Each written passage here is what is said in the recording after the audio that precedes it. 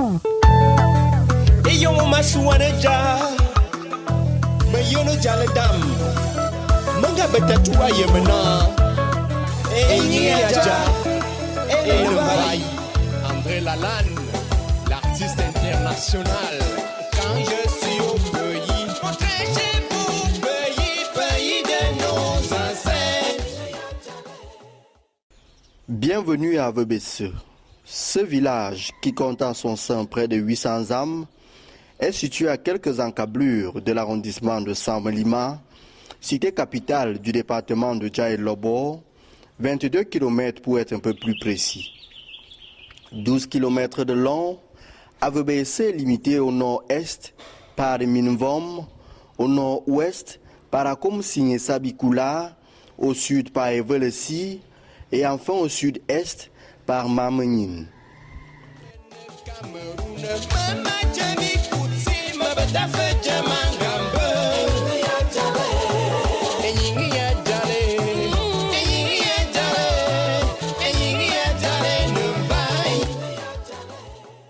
Pour comprendre et connaître la genèse de ce village, il est judicieux de mener une analyse méthodique sur son nom. Avebe signifie littéralement soupir et permet également de faire une rétrospective sur le clan Esse.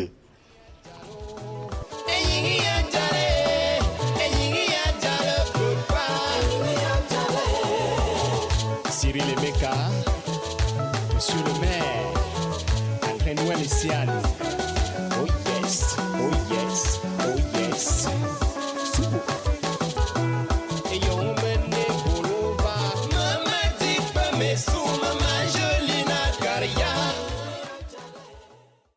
Peuple guerrier et conquérant, les Essais avaient pour leader, pendant la période coloniale, Ebale Minko.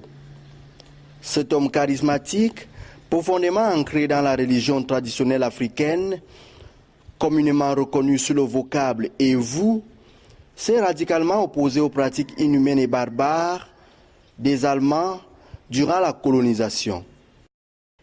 Sa stratégie axée sur le mystique a permis résolument le bien-être de ses populations.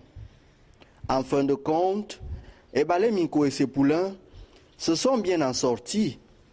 Le ouf de soulagement était palpable car les Allemands avaient capitulé.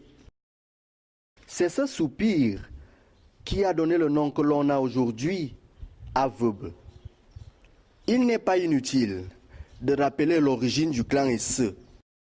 Ce grand peuple, Bantou, renaissance des Peuls, venu du Soudan, égaré dans la grande forêt équatoriale.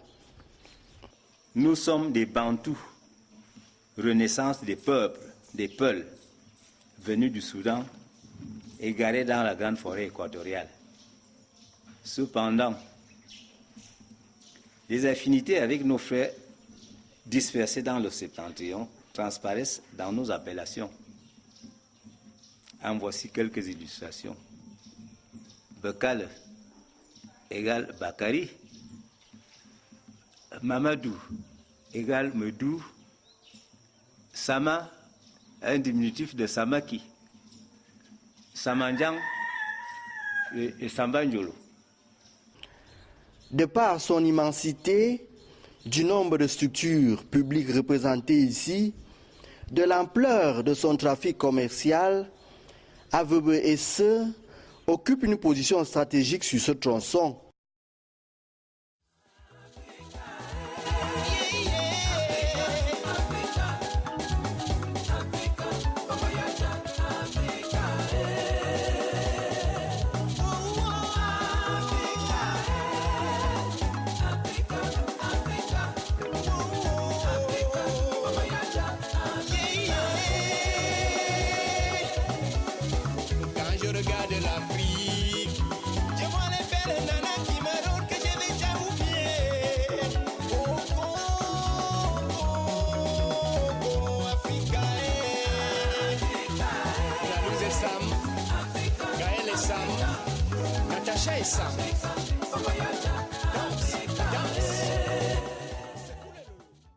Le village Avebe Esse est un village de 11 km de long.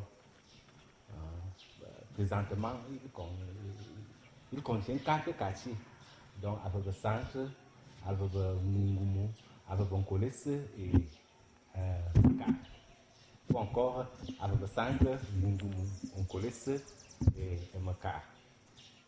C'est un village moderne, parce qu'on ne peut pas l'accord que c'est un village moderne qui a des structures administratives assez suffisantes.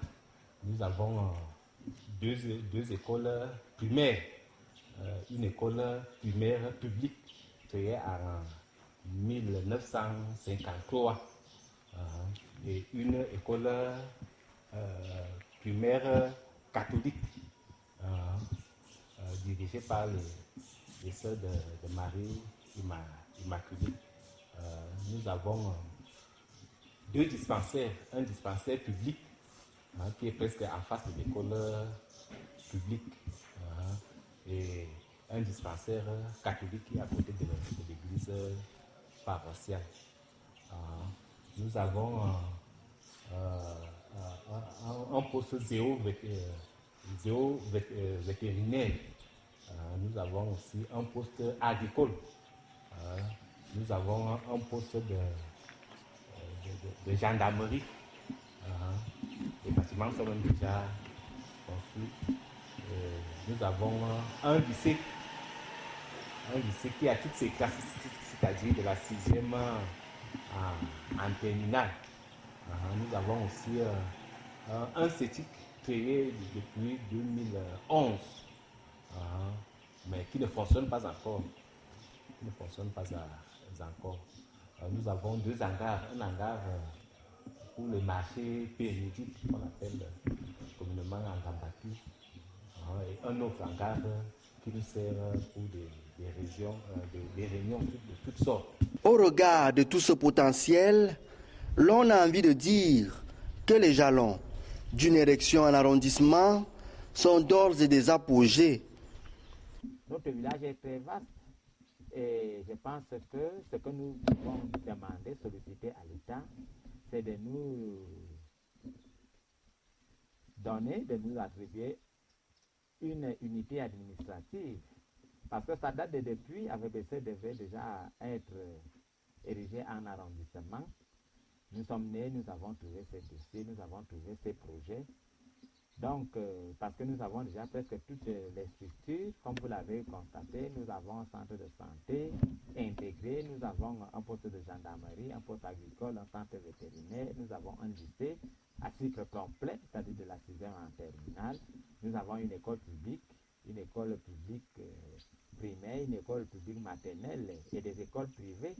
Ce qui fait qu'un enfant qui part de sa maison, du sein de sa mère, entre directement à l'école maternelle jusqu'au baccalauréat sans quitter le village. C'est déjà un atout pour les populations d'AVBC et même des villages environnants, parce que le fait de loger un enfant en ville pour qu'il poursuive ses études, d'autres rentrent avec des grossesses indésirées, d'autres n'arrivent pas à réussir aux examens parce qu'il lui manque de quoi manger.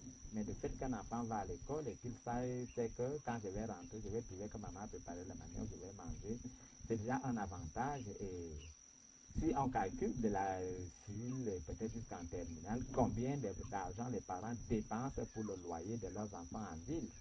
Donc, c'est de quoi remercier le gouvernement en place et dire grand merci. Et je voudrais tout de suite, ici donc remercier notre chef de village qui ne ménage aucun effort pour améliorer nos conditions de vie. C'est-à-dire, quand je dis nos conditions de vie, c'est-à-dire les populations d'AVBC et même des villages environnants. Parce que quand on se souvient que, n'étant même pas encore chef de village, elle a offert des livres à l'école publique pour un montant de près d'1 million de francs CFA. C'était autour de 1000 livres, ce qui n'est pas très fréquent pour nos élites. Et elle a également fait un puits. Vous savez, l'eau c'est la vie. Et quand quelqu'un de ses propres moyens, un puits qui a coûté presque 3 ou 4 millions, notre Majesté, Madame Suzanne Evinamojo, qui est le chef de village d'AVBC aujourd'hui, a fait un puits pour les populations de son village. Nous avons également, à chaque fois qu'il y a la fête du 8 mars, nos femmes ont des pains gratuitement, parfois même cousus, c'est-à-dire on apporte des robes déjà cousues et les pains et on distribue aux femmes. Je ne pense pas que quelqu'un peut dire le contraire. Et il y a également nos majorettes des enfants de la maternelle, c'est elles qui habillent les majorettes, c'est elles qui nous donnent à manger. Elle a toujours fait des banquets lors des cérémonies, le 11 février, 8 mars, et elle est une militante active dans notre parti, le Rassemblement démocratique du peuple camerounais. Je pense que c'est quelque chose que nous devons dire haut et fort et la présenter au gouvernement pour dire voilà des gens qui peuvent faire quelque chose, qui peuvent construire le Cameroun et qui peuvent assurer l'avenir des jeunes Camerounais. Donc je pense que c'est une initiative à encourager. C'est pour ça que, à travers vous, je pense que le gouvernement doit prendre cela en compte.